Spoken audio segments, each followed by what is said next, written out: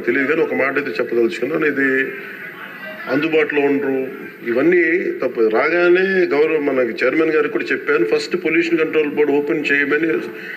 అదొక వాస్తవం ఏంటంటే పొల్యూషన్ కంట్రోల్ బోర్డు సామాన్య మనిషికి సంబంధించి ఓన్లీ ఇండస్ట్రియల్ కనెక్టెడ్ అనుకుంటారు.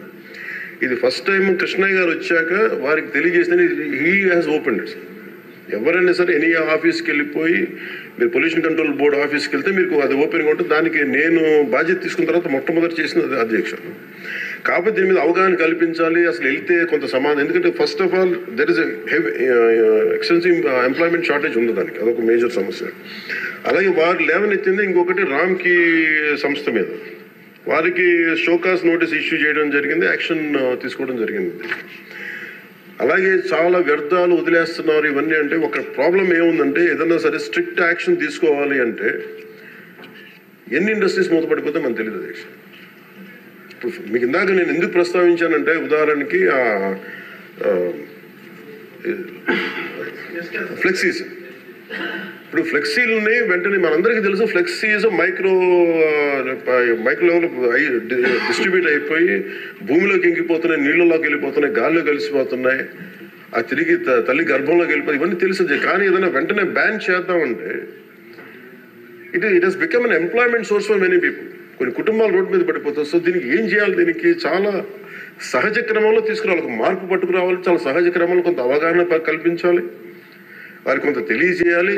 సడన్గా మెషిన్ పెట్టాల్సిన ప్లాస్టిక్ పెట్టే చోట బయోడిగ్రేడబుల్ మెటీరియల్ పెట్టాలంటే దానికి ఆ పర్టికులర్ ప్రింటింగ్ మెషిన్ ఎంతవరకు యాక్సెప్ట్ చేస్తే కలర్స్ అంత సాచురేషన్ ఉంటుందా లేదా, ఇవన్నీ కూడా ఆలోచించాలి దేశం.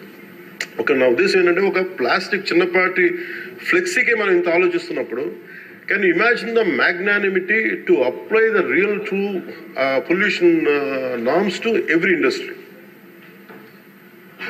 ప్రపంచం మొత్తం మీద ఇది ఒక భారతదేశం లేదు, ప్రపంచం మొత్తం మీద I'm very deep committed environmentalist అధ్యక్షుడు. నేను రియల్ లైఫ్లో వాడటానికి మనం ఆలోచిస్తాను. కానీ ప్రాక్టికల్గా మనం చూసేటప్పటికి ఇప్పుడు ఏ పరిశ్రమ అయినా సరే పొల్యూషన్ లేకుండా ఏ పరిశ్రమ లేదు, ఒకటి లేదు. కాబట్టి ఏమవుతుంది, అప్లై చేయాలి ఒక రూల్. అంటే ఇది గౌరవ ముఖ్యమంత్రి గారు కూడా మీకు రెగ్యులేటరీ బాడీగా ఉండాలి తప్ప మీరు ఎన్ఫోర్స్మెంట్ బాడీగా నిజంగా పొల్యూషన్ కంట్రోల్ బోర్డు ఉంటే అది ఏ రకమైన ఒక అస్తిత్వానికి దారి ఒక స్థిమితం లేకుండా ఎలా వెళ్ళిపోతుందని ఒక భయం ఉంది అందరికీ, ఇంక్లూడింగ్ గౌరవ ముఖ్యమంత్రి గారికి కూడా ఉంది. ఇది వారి దృష్టికి నేను ప్రత్యేకంగా తెలియజేశాను. సో అది ఒక నామ్లో అదొక పరిగణలోకి తీసుకున్నాం అధ్యక్ష. అలాగే వీఆర్ వెరీ కమిటెడ్ ఫర్ ఇది ఒక ఆంధ్రప్రదేశ్ రాష్ట్రానికే కాదు, ఎంటైర్ మన భారతదేశానికి సంబంధించి కానీ ప్రపంచానికి సంబంధించి మన అందరి బాధ్యత ఇది మనందరి బాధ్యత. అలాగే పారిశ్రామికవేత్తల బాధ్యత కూడా ఉంది. కొన్నిసార్లు నదుల్లో కాలుష్యాలు వదిలేస్తానంటారు, జరుగుతూ ఉన్నాయి కొన్ని చోట్ల.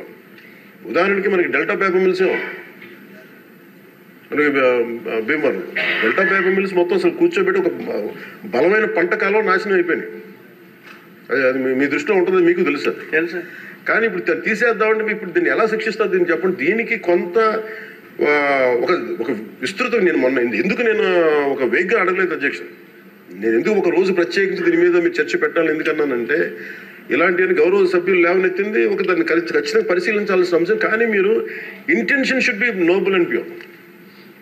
మీరు ఇంటెన్షన్ డోంట్ టార్గెట్ ఓన్లీ ఈ అయోధ్య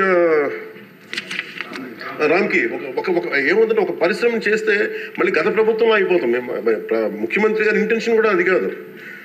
ఇప్పుడు ఈ వేరే పార్టీల నుంచి రూలింగ్ పార్టీలోకి వచ్చారు, వీళ్ళందరినీ తీసుకున్నప్పుడు కంటిన్యూస్ వాళ్ళ సైడ్ తీసుకున్నారో మనకు తెలియదు. కానీ వాళ్ళు గతంలో పనిచేశారు కదా, ఆ ఇంటెన్షన్తో చేస్తే మటుకు అది ఈ ప్రభుత్వానికి అది రైట్ కాదు. అది we're committed for it. At the same time we're here to make sure certain positive changes has to take place. But how do we take it forward? ఇది ఒక విస్తృత స్థాయి చర్చ జరిగితే తప్ప గౌరవ ముఖ్యమంత్రి గారు కూడా దీని మీద నిర్ణయం తీసుకోవాలంటే గౌరవ సభ్యులందరూ కూడా దీంట్లో పాల్గొని ఈ నిర్ణయం తీసుకుంటే ఈ పాలసీ చేంజ్ చేస్తే ఇంప్లిమెంట్ చేస్తే ఒక పాలసీని ఇంప్లిమెంట్ చేయాలో ఏమేమి ఉంటాయి కళ్ళ ముందు. మనకి ఈ రోజుకి వివేకానంద గారి కేసులో మర్డర్ జరిగిందని తెలుసు, మనం ఇంకా చేయలేకపోతున్నాం దాన్ని. ఇవన్నీ అందుకని దీన్ని అంటే నా ఉద్దేశంలో అపీల్ టు యూ గౌరవ శాసనసభ్యుల్ని నేను ఒకటే కోరేది ఏంటంటే బొండమ్మ గారిని ఖచ్చితంగా it will be taken, it will be considered and this is my commitment to you all. ఈ సభకి మీ ద్వారా కమిట్మెంట్ ఇస్తాను. పర్యావరణాన్ని చాలా చాలా ప్రథమ బాధ్యతగా మేము తీసుకున్నాం అధ్యక్ష. కాకపోతే దీనికి ఏంటంటే ఫండింగ్ ఇవన్నీ ఉన్నాయి. మేము ఫండింగ్ దాటి కూడా చెప్తున్నాం అధ్యక్ష. ఇది ఒక మీరు ఎమోషనల్ కమిట్మెంట్ అనుకోండి, దీన్ని ఒక గుండె లోతుల నుంచి వచ్చిన ఒక స్ఫూర్తితో చెప్తున్నా ఏదన్నా అనుకోండి. ఈరోజు మనకి నిజంగా పర్యావరణాన్ని పరిరక్షించాలంటే అంత నిధులు కూడా లేవు మనకి. ప్రజలు తినేసి అక్కడ వేసేస్తున్న ప్లాస్టిక్. దీనికి చంద్రబాబు గారిని మేము వెళ్ళి కూర్చోబెట్టి రోజు తీయలేం అధ్యక్ష. దీనికి దర్ ఆర్ ఎనఫ్ ఎంప్లాయ్మెంట్. దాని అంత చాలా మంది ఎంప్లాయీస్ ఉన్నారు, ప్రజల్లో ఇది రావాలి. సో దానికి తగ్గట్టుగా ఏం చేయాలని ఈ సభ కొంచెం సీరియస్గా తీసుకోండి. దీన్ని ఒక అవగాహన అందరికి కల్పించుకొని మనందరికి ఒక బలమైన బాధ్యతగా తీసుకుంటే దాన్ని ఇది మనం ప్రజల్లోకి 5 కోట్ల మంది ప్రజల్లోకి తీసుకెళ్ళచ్చు అధ్యక్ష. అది మీ ద్వారా కోరుకుంటున్నాం.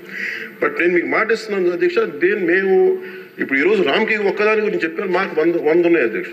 ఇలాంటి నేను ఒక 25-50 చెప్పగలను as on today. But purpose will be defeated.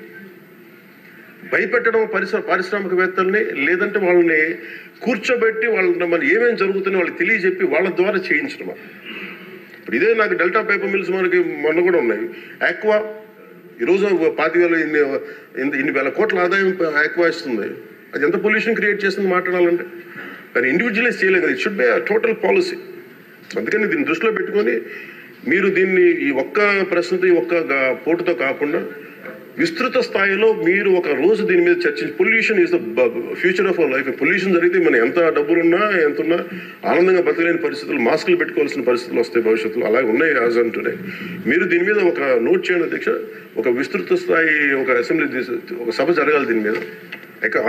ఆ రోజు వచ్చేలోపు మేము ఏమేం చేసాం, ఈ రోజు గౌరవ శాసనసభ్యులు లేవనెత్తిన అంశాలన్నిటికీ నేనే ప్రత్యక్షంగా వెళ్ళి ప్రతిదీ నేను పరిశీలించి నేను దాని మీద సరైన మీకు ఒక నివేదిక అందజేస్తాను. నేను మీకు హామీ ఇస్తున్నాను.